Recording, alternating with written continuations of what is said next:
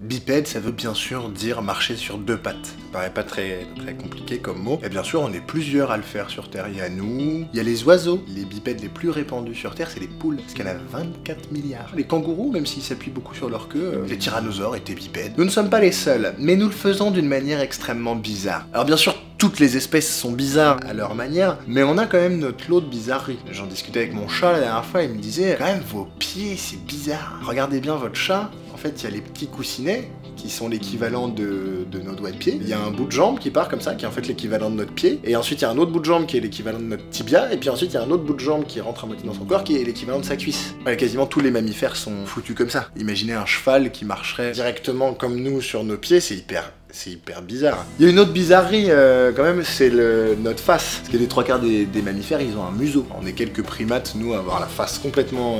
Ça tombe bien parce que ça nous aide avec une autre de nos bizarreries, c'est que les trois quarts des animaux, ils ont la colonne vertébrale qui leur part du derrière de la tête, par ce qu'on appelle le trou occipital, qui est l'endroit où les vertèbres cervicales de ton cou viennent se foutre dans ta tête. Voilà. Nous, elles sont exactement en dessous de notre tête perpendiculaire avec notre mâchoire. Comme ça, elle peut rester en équilibre dessus. Et ça, c'est parce qu'on n'a pas de face aussi que c'est possible. Et ça nous aide à être bipède.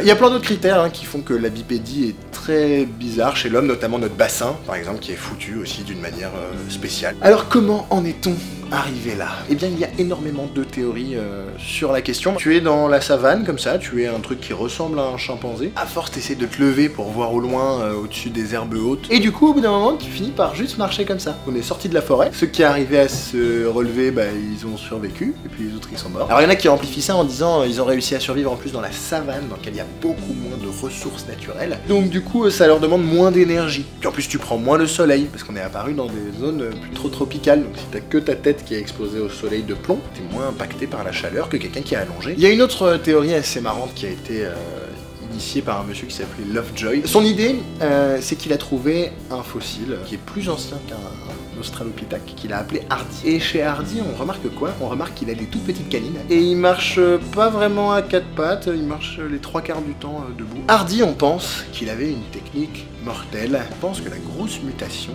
d'être bipède, ça l'a aidé à se reproduire.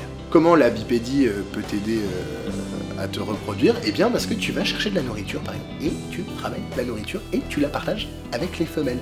Et du coup, la femelle, elle veut bien faire des trucs avec toi. Donc c'est pas un changement physique uniquement, c'est un changement de comportement, un changement de mœurs qui a influencé l'évolution, et pas par la survie, mais par la reproduction. Bon, c'est une théorie, hein, mais de toute façon, c'est soit ça, soit ils l'ont appris parce qu'ils vivaient à côté de l'eau. Et en fait, c'est dans l'eau qu'ils ont fini par développer des caractères qui ont permis la bipédie. Ou alors c'est dans les arbres. C'est à force de passer sa vie dans les arbres qui se sont dressés. Ou alors c'est parce que c'est vachement mieux de manger quand on est accroupi. Et du coup c'est l'alimentation accroupie qui fait que ça a libéré les mains. Ou alors en fait c'est carrément depuis l'origine, depuis la sortie de l'eau des premiers vertébrés, qu'il y a eu une partie qui était plutôt bipède et une partie qui l'était pas. Ou alors c'est un complot des Russes en 37.